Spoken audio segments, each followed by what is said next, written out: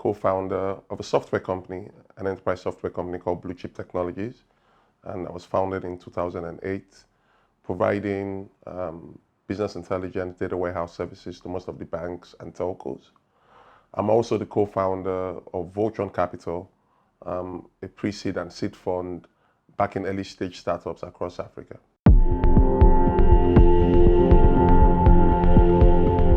Startups seeking investments need to, or a founder looking for investment, right, there are 10 key things an investor looks for, right? And I think it's a two-way street between founders and investors. Founders need to have a mindset that the investor also needs you, right, to make any return. And so they need to see it as a mutually beneficial relationship. An investor is looking for three key things, right? The team, who is the founder, team working on this project, the product, and the market. I mean, every other thing surrounds those three key things. So a founder looking out for investments needs to first look at themselves, right? It starts with you. I always say that before an investor invests in you, the investor also is looking at you to say, what have you invested in yourself? What risk have you taken in yourself before you're asking anybody else to come and invest in you? And what gives you the credibility to be the one to tackle this problem? So for me, when I look at companies, I start with the founders. Who is this person? What has this person done before? What unique insight does this person have about this problem they are trying to solve? We then move to the product. What does this product do? How is it different? Is it unique? And then the size of the market, right? What's the size of this market? How big can this possibly be? Those are the three key things investors look for. And when founders are putting their pitches to me, they need to address those three key things. Many times, interestingly, in terms of founders getting to me or getting to investors generally, most investors tend to find that some of the solid founders and some of their what we call deal flow comes from previous founders we've backed in the past.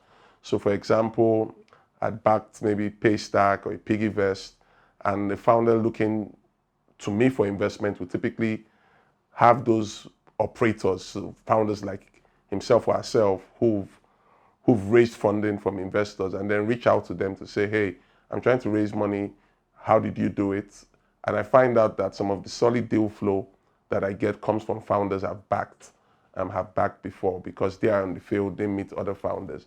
And so most times it's usually through that network, or sometimes it's cold, like hello. Some people send emails to hello@voltron.africa with their pitches, with their pitch to basically sell what they're offering. So it typically goes either through those referrals or through cold emails. But I think founders also seeking investments need to also find out the investors in that space. What has this investor backed before? Does this investor have an affinity for health tech, for fintech? That way you can match your requirements to what you think the investor is looking for. Because many times you find out that founders reach out to investors and they end up not getting funding. But it could also be that you're pitching to the wrong investor. So maybe you're looking for $200,000 and then you're pitching to an investor whose minimum ticket size is $5 million. You're going to have the wrong outcome. So you need to, founders need to find and do research about each investor before even trying to pitch and reach out.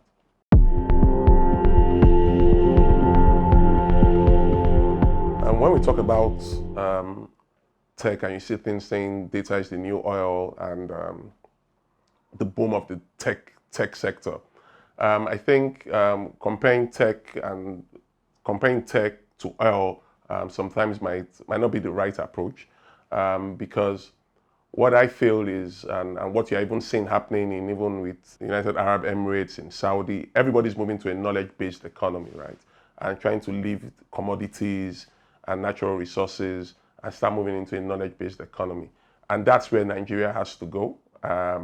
Interestingly, we are seeing a lot of young talent in Nigeria, even without a formal university education, picking up on learning how to code, right?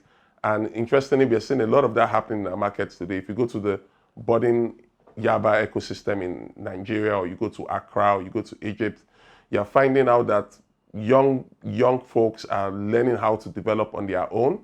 And then because the world has become a global recruitment marketplace, you have today, even in Nigeria, where young people who've learned how to code are now working for offshore companies out of here. So they're not thinking about going to work in the bank or going to work in the oil company again like it used to be back in the days. People are then creating employment for themselves by building out skills. So I think that's where the knowledge-based economy is going to go. As talent as the talent pool increases, we're able to build that knowledge-based economy that can drive a lot of foreign investment into Nigeria. And can also drive a lot of economic activity because those folks live here, and the world has now become a recruitment place for them. So that's what we are seeing already happening in our market. We are seeing a lot of increased adoption for technology, and people and engineers, right, trying to build out things themselves by learning how to code, by learning how to deliver value using technology. And by the time we build that knowledge-based economy, we can start to transition away from oil.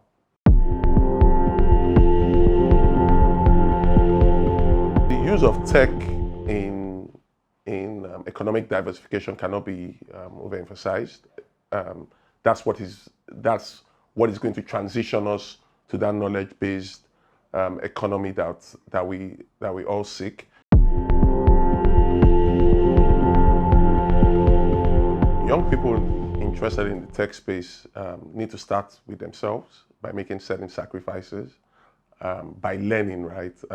You have to build yourself. It all starts with you.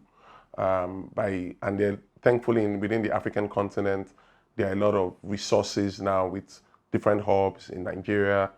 There's CC Hub, there is the Idea Hub, there's Lead Space in Accra, there's the MEST Accelerator, and so on. So there are a lot of resources that are being put out there that you need to take advantage of, right? In terms of learning their online boot camps and coding boot camps that folks can learn how to develop and learn how to build out software. But interestingly, people tend to see tech and think software first, right? Or think about development, but there's so many other roles in tech, right?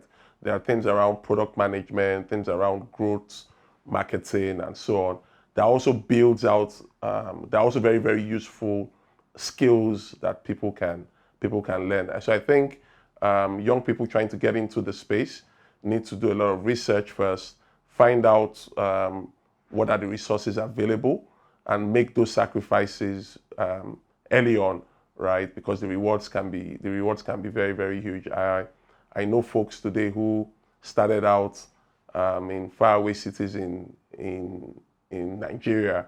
Some folks started out as security guards or even waiters and waitresses, and today they've been able to equip themselves by making sacrifices, and today they are running startups that have received significant funding. So those are the kind of upsides that technology can give, because you can transition once you've built yourself without any gatekeepers per se.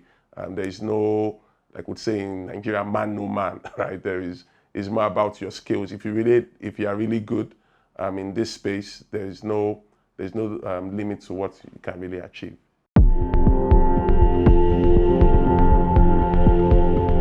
Technological strengths of Nigeria, it starts with our people, right? We have a huge and young population. My vision for where I see things going in our market is where we become the hub, right? Where everyone, almost like what India did with Bangalore. Because interestingly, we speak the English language. Our English language is largely toneless. We have the right resources and the right population to be able to build out Nigeria as a technological hub for the world, right? Because we have this young population, we have these folks that are eager to learn, and we need to harness those key things in trying to build out people that can, where we can start doing things around outsourcing, offshore services. That's really where the interesting things start happening, and a lot of economic activity would happen from there.